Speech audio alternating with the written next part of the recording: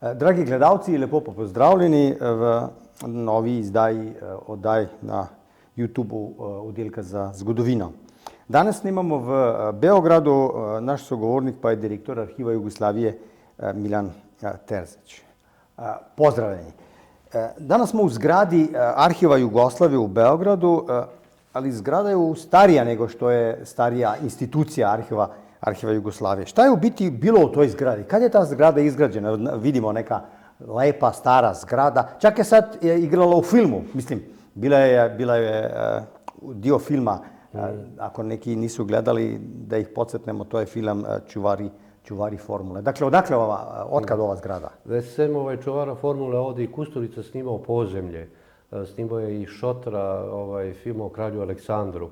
Onda puno serija se ovdje snima, ova zgrada je stara zgrada, ona je završena negdje 34. zvanično otvorena početkom 34. neko vrijeme pre ubistva kralja Aleksandra.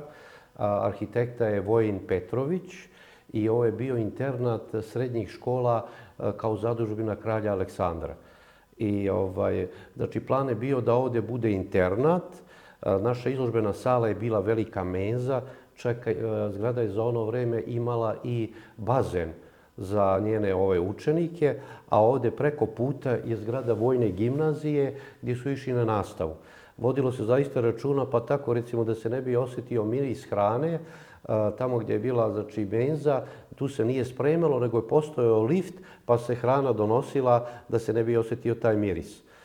Tokom Drugog svjetskog rata ovdje su došli, znači ovu zgradu su zaposeli Nemci i ovdje je neko vrijeme bilo sedište nemačkog Abwehra i komande za jugoistok. Tu je neko vrijeme bio general Lehr, dok se komanda nije preselila u Solun. Nakon rata ovdje je bila partijska škola Đuro Đaković i onda je sklonjen spomenik koji je bio kralju Aleksandru, koji je vraćen 2009. godine. A mi da bi pomirili istoriju, ljudi koji dolaze kod nas u čitaonicu vide da se bista Đure Đakovića nalazi ispred ulaska u čitaonicu, naprosto da ispoštujemo tu tradiciju. Ta škola je tu bila do 69. Zvanično je arhiv osnovan 1950. godine. Pre toga su bili inicijative da se 21. osnuje Arhiv Jugoslavije. Međutim, arhivska građa se čuvala u ministarstvima i nije bilo centralne arhivističke institucije. Znači, zvanično je osnovan 1950. godine, a onda je 1964. godine dobio naziv Arhiv Socijalističke federativne Republike Jugoslavije, a tek 1969. godine odlukom Savezne vlade zgrada je dodeljena arhivu i tada kreće sa preseljenjem arhivske građe u ovaj objekat. To je znači 1969. godina. Dakle, u početku u biti bio je arhiv bez građe i bez zgrade. Bio je arhiv koji imao građu na više lokacija. Bilo je u Knez Mihajlovoj, bilo je u Birčaninovoj, a onda negdje blizu jedna zgrada evangelističke crkve. Bilo je na više lokacija, a građa se čuvala i u ministarstvima. Međutim, kada je krenulo 69.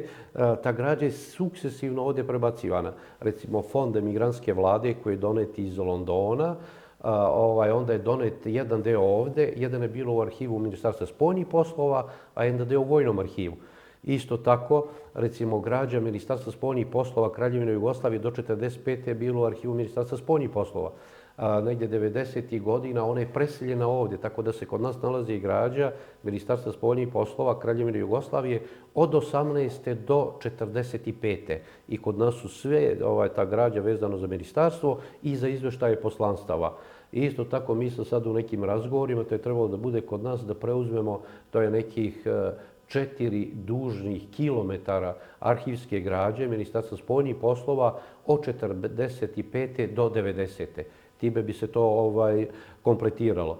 Isto tako preuzeti su neki fondovi. Srećna okolnost je bila recimo što je na čelu 45. godine na čelu arhive našao se Vojislav Jovanović Marambo. Čovjek koji je znao, isto tako on se tu zadesio i 18. šta je arhivsko nasleđe, šta su dokumenta i zahvaljujući njemu mi imamo jedan njegov fond Vladislava Jovanovića Maramboa, gdje je on to sakupljao tako da je sačuvano puno. Imamo sretne okolnosti da neki ljudi koji razumiju šta je to, nađu se na pravom mjestu u pravo vreme i sačuvaju ono što je kulturno nasleđe za buduće generacije. Dakle, ovo je arhiv. koji se zove Arhiv Jugoslavije, a te države više nema, dugo vreme. Još uvek dolazi građa iz vremena Jugoslavije. Mi smo čak napisali jednu malu brošuru u potrazi za arhivskim nasleđem. Recimo, mi smo među vremenu preuzeli, evo baš sam, pričali smo jutros, preuzeli ostavštinu Živka Vramovskog. To je nekih 42 velike kutije, to su faktički negdje oko 100 kutija arhivske građe, mikrofilmova, njegova istraživanja po evropskim arhivima.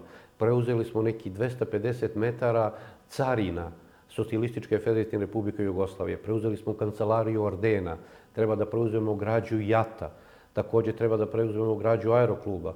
Onda smo, neki dan kolega koji je u spoljnoj službi obilazio je građu koju treba da preuzmemo, reč je o građi, to je Savez kompozitora, Sokoj, Savez kompozitora Jugoslavije. A onda jedan deo je također građa Lekarske komore, jer kada je nestala država, napravljena je Komora Srbije, ali negdje ostala građa šta je sa Lekarskom komorom Jugoslavije. Tako da je jedan od tih poslova, sa čime se bavi i Arhiv Jugoslavije, sakupljanje onoga što pripada Jugoslaviji i da bude ovdje na jednom mjestu i da se tu čuva, da se sredi i da se daje istraživačima na korišćenje. Što je nekakva misija i kulturološka i društvena, da imamo jednu priču, ne možemo praviti u istoriji nikakve prekide, nego kad imamo na jednom mjestu, pa će možda doći neke generacije koje će biti manje od nas opterećeni sa nekim ovim posljednjim dešavanjima, ali bitno da se to sačuva, da se sredi i da se istraživačima daje na korišćenje. A kako je sa upotrebom ove građe? Na primjer, dva elementa. Jedan su nekadašnji zajednički građani koji kao istoričari dolaze, a sa druge strane još nas interesuje koliko stranaca dolazi i posećuje Arhiv Jugoslavije po pitanju istraživanja istorije Jugoslavije. Znači, sva građa koja je ovdje, ona je otvorena 30 godina, je onaj rok, znate, po zakonu. Za vojnu je 50, ovdje 30 godina. Sva građa je otvorena sada do 90, pošto sad smo u 2024. do 94. godine. I može da istražuje bilo kogod hoće iz celog sveta. Zaista, recimo, mi smo pre COVID-a, ja sam došao ovdje na mjesto direktora 2017. Bilo je negdje oko 800 istraživača iz celog sveta. Iz celog sveta, znači od Kine pa negdje do Vancouvera u Kanadi. I ti ljudi prosto su istraživali te teme jer reč je bilo o velikoj državi. Državi kraljevini za vreme kralja Aleksandra, Jugoslaviji za vreme Josipa Broza i ona kao takva imala je svoje mjesto u međunarodnim odnosima. I to je značaj ove građe i onda recimo ti istraživači dođu i budu negdje, neko bude nedelju dana, neko mjesec, neko 2-3 mjeseca. Najviše ima mlađih ljudi koji rade disertacije. Na ovoj građi objavljeno je preko 1000 disertacija. Napisano je na 1000 knjiga. Znači, također puno imamo zahtjeva na odgovore na razne molbe, bilo da je reč na zahtjeve pojedinaca ili pitanja restitucija. Znači, negdje oko 1000 i nešto zahtjeva naših je odgovora na različite upite povodom toga. Onda mi dajemo, ako je to nešto u nekakvom sudskom postupku, da je taj kopija verna originalu i za potrebe pojedinaca ili za potrebe pravnih lica. Znači, u zadnje vreme, evo sad smo baš neki dan, kad su došli kolegi iz Slovenije, vidim da je 500 i nešto istraživača prošlo kroz našu čitaonicu od nove godine. To vam govori o značaju ove institucije, jer ova institucija baštini negdje oko 40 dužnih kilometara arhivske građe za period od 2018. do 2006. godine, kada je Jugoslavija postojala kao država u različitim oblicima. Prvo, znači, kao Kraljevina SHS, Kraljevina Jugoslavija, pa onda potom kao DFJ, Demokratska federativna Jugoslavija, FNRJ, Federativna narodna republika Jugoslavija, SFRJ, Socijalistička federativna republika Jugoslavija, potom SRJ, Savezna republika Jugoslavija i potom neko vreme kao Srbija i Crna Gora, a onda od 2006. postoji samo kao država Srbija. I ovo nasljeđe čuva država Srbija i zaista do sada su odvojena velika sredstva. Mi smo napravili jedan pomoćni objekat, krenuli smo u proces digitalizacije, digitalizujemo neke fondove. Problem u tome nekada je ovdje bilo oko 100 zaposlenih, jer to je bio matični arhiv države Srbije. Sad nas ima 51 po sistematizaciji, ali 47 zaposlenih. I onda postoje 3 odelenja i opšti osek. I onda naprosto mali je broj ljudskih ovih resursi, ali mi uspevamo sa tim brojem da odgovorimo, znači da pružimo uslugu istraživačima iz celog sveta, da sređujemo tu građu, da je činimo dostupnom. Jedna od tih aktivnosti su objavljivanje zbornika dokumenata. Za međuratni period radili smo izveštaje jugoslovenskih poslanstava, to je neka plava edicija, a za posleratni period velika edicija o spoljnoj politici Socijalističke federativne republike Jugoslavije, koja je zaista kvalitetna priča, dokumenta. Kad se objavi u knjigama, ona su bolje i lakše su dostupna. Ono što čime se možemo pohvaliti, 2023. Arhiv Jugoslavije ušao u UNESCO-ovo pamćenje sveta. Znači, prva konferencija nesvrstanih 61. u Beogradu.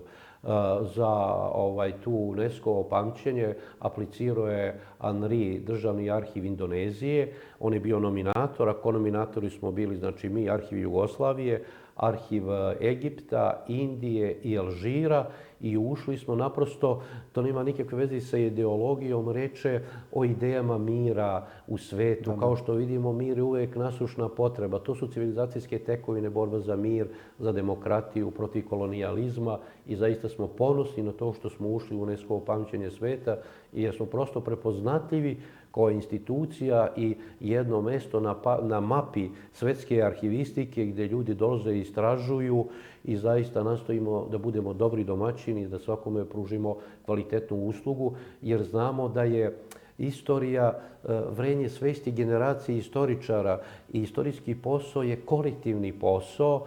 Jedino, pošto sam po struci istoričar, pa mogu onako prosto sedeti sa glave da sugerišem da nema krajnjih zaključaka, da treba dolaziti ovdje, listati građu, pa će nam mnoge stvari biti jasnije, a ne da sudimo iz ovog ili onog ideološkog ili pojednostavljenog gledanja, što nije nauka, nego prosto nauka u službi politike, a sa time se nauka ne bavi.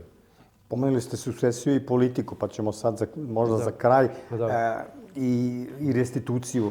Kako to utiče na vaš rad i na pristup do građe? Da. Pa što se tiče sukcesije, taj sporazum je potpisan u Beču, to je međunarodni ugovor 2001. godine.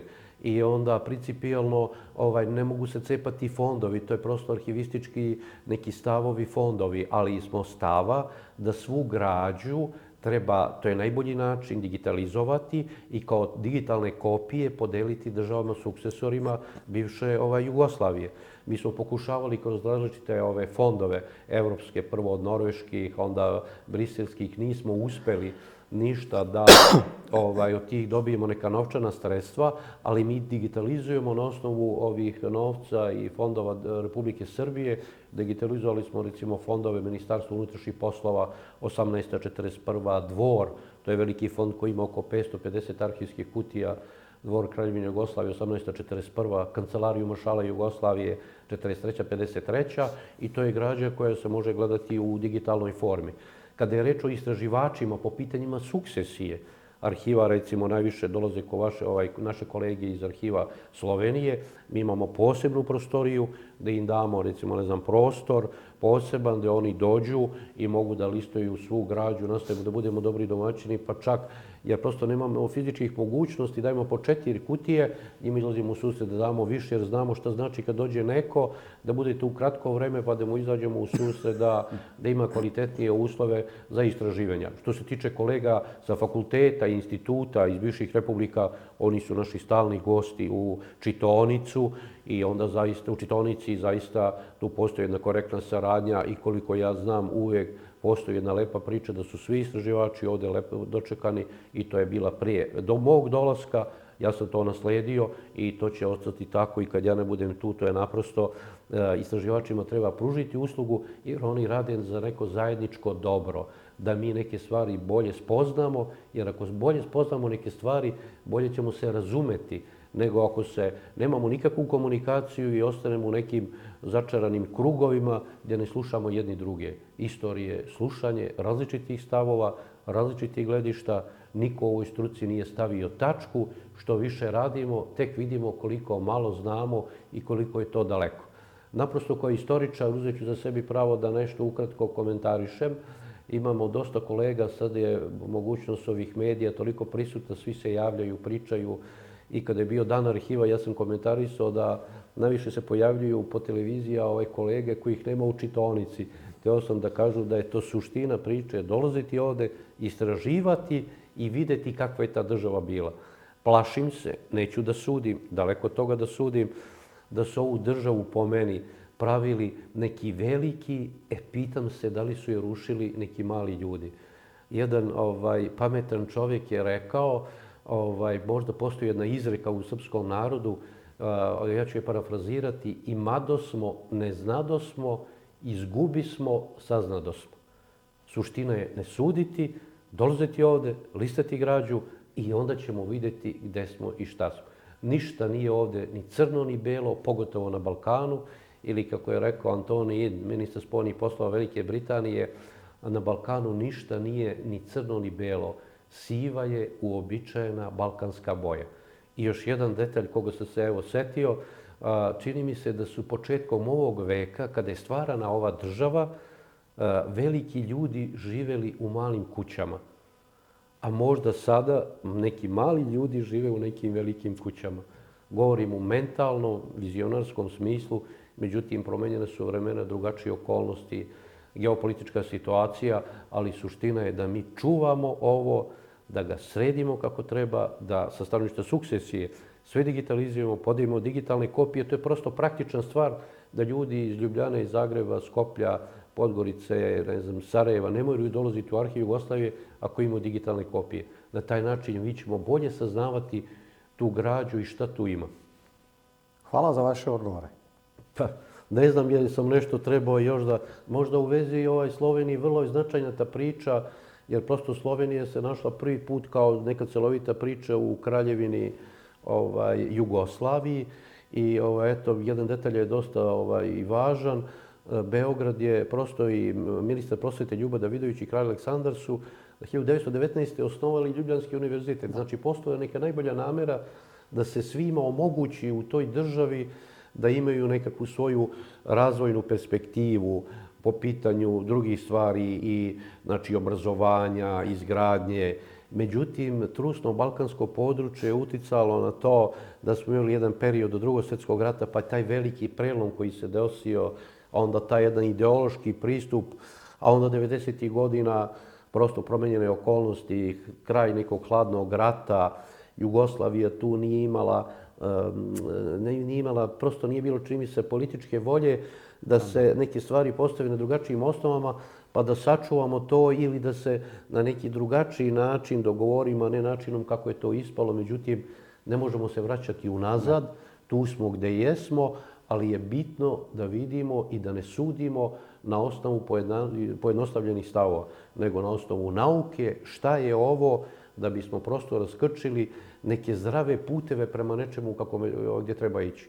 Jer naprosto, kad pogledamo neku građu, djeluje otrežnjujuće, koliko su, recimo, ne znam, Titove posete, putovanja, razgovori, bili savršeno pripremljeni. To su celi timovi ljudi radili, to su bili kvalitetni elaborati. Čini mi se da današnji političari, pored svih tehničkih mogućnosti, ili ne stižu ili nemaju vremena, da oni rade tako dubiozno i tako kvalitetno svoje pripreme za razgovore po različitim pitanjima, kako je to rađeno za vreme kralja Aleksandra ili za vreme Josipa Broza. I sve to može da se nađe u ovih 40 km. Hvala. Sve to može da se nađe, samo treba sedeti i mene je moj profesor i mentor Branko Petranović učio da se istorija piše sedenjem za stolom. I što više sedenja, to više istorije. Hvala. Nema na čemu.